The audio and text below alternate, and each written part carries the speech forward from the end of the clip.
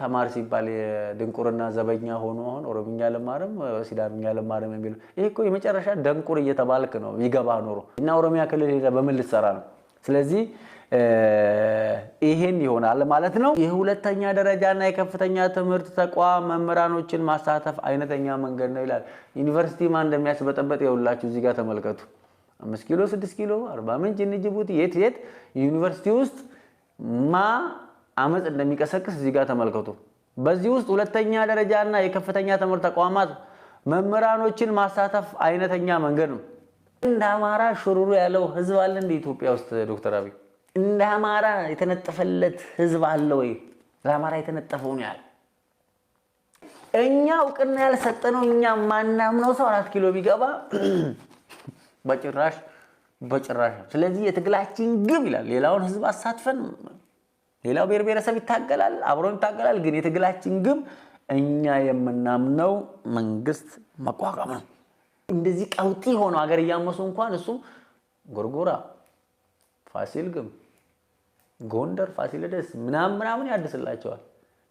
እንደውም እኔ ቦን አፍርሼው ነበር የምገባው እና ይሄ አንዳንዴ ሳስበው ይሄ ትግስቱን እንትን ስፋት ምናምን የልቡን ስፋት ምናምን እኔ አንዳንድ ጊዜ ምንድነው ሰውየው የሚያነበው እንደው ፈጣሪ በቃ ልቡን የሆነ እንትን ብሎለት ነው ምናምን እላለሁ። እንኳን እኔ እሱ ቦታ አለንኩ የተደበቁት ኢትዮጵያ ውስጥ ነው፣ አዲስ አበባ ውስጥ ነው፣ ባንዲራ ውስጥ ነው፣ እምዬ ነው።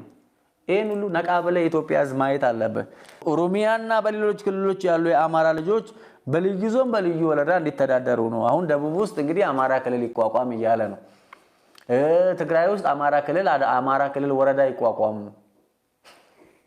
አረብና ጭቅላት ያላችሁ ከዚህም በተጨማሪ ሙሉ 12ቱንም ጥያቄ መመለስና አማራው የሚያምነው መንግስት ማቋቋም የአብዮት መጨረሻው ግብ ይሆናል ይላል። ሃሌሉያ!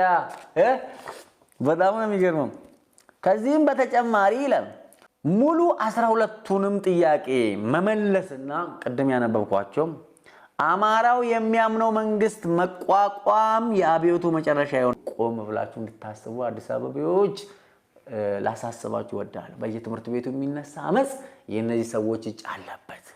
ስለዚህ በጥንቃቄ መከታተል አለባችሁ ነው። 11ኛው